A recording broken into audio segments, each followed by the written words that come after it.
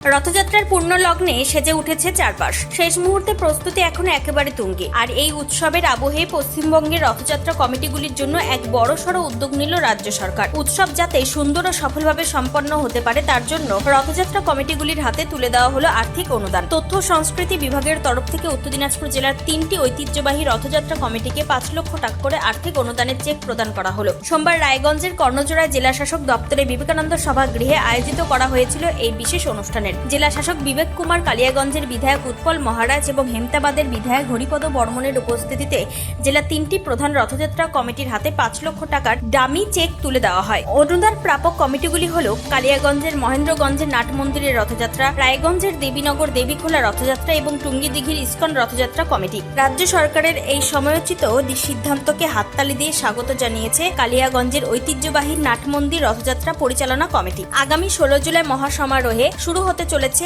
এই বছরের রথযাত্রা উৎসব। আর 24 জুলাই উল্টো রথের মধ্য দিয়ে শেষ হবে 8 দিন ব্যাপী এই ঐতিহ্যবাহী মেলা। কালিয়াগঞ্জের এই ঐতিহাসিক মেলা ও রথযাত্রায় কেবল উত্তর দিনাজপুর জেলায় নয়, প্রতিবেশী রাজ্য বিহার থেকেও প্রতিদিন প্রায় 4 থেকে 5 হাজার ভক্ত ও দর্শনার্থী সমাগম ঘটে। ফলে এবারের উৎসবকে ঘিরে কড়া নিরাপত্তার পাশাপাশি সমস্ত রকম আধুনিক ব্যবস্থার দিকেও নজর রাখছে প্রশাসন ও পুজো কমিটি। সব মিলিয়ে সরকারি সহযোগিতায় এবার উত্তর দিনাজপুরের রথযাত্রা আরো রঙিন ও জমজমাট হতে চলেছে, তা বলাই বাহুল্য। এই বিষয়ে কমিটির সম্পাদক প্রকাশ কুণ্ডু কি জানিয়েছেন শুনুন।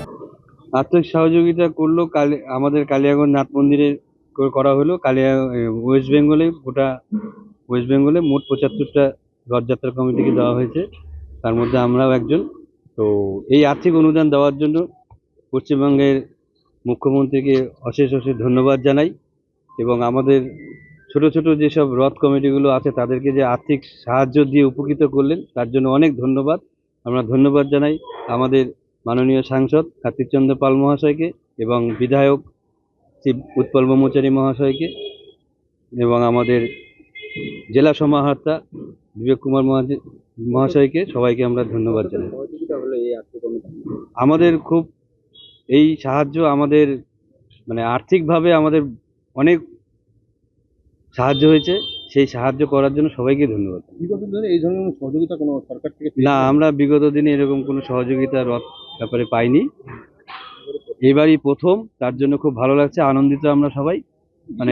যাই হোক, ভক্তবৃন্দের জন্য আমরা আরো আগামী দিনে সেবার ব্যবস্থা করতে পারবো। এত তো রথ আছে রাজ্য জুড়ে, আপনাদের কাছে কি সূত্রে জানা গিয়েছে, কি নিরিখেই আপনাদের যে বিবেচনা করে আপনাদের এই রথকে মান্যতা দেওয়া হয়ে যাবে?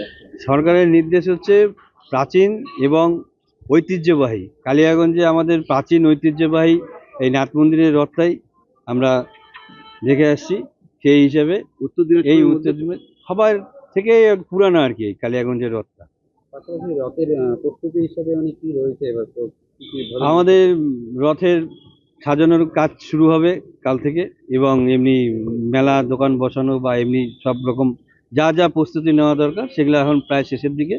উত্তর দিনাজপুরের কালিয়াগঞ্জ থেকে সত্যেন মহন্তের রিপোর্ট, টাইমস 14 বাংলা। আরো নিত্য নতুন ভিডিও পেতে এবং তথ্য জানতে আমাদের ফেসবুক পেজকে লাইক ও ফলো করে রাখুন। সেই সঙ্গে টাইমস 14 বাংলার ইউটিউব চ্যানেলকে সাবস্ক্রাইব করতে ভুলবেন না।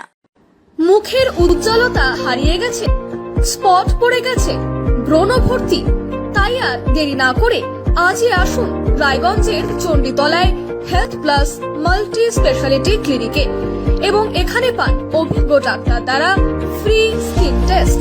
আরো বিস্তারিত জানতে যোগাযোগ করুন 9674895169 এই নম্বরে।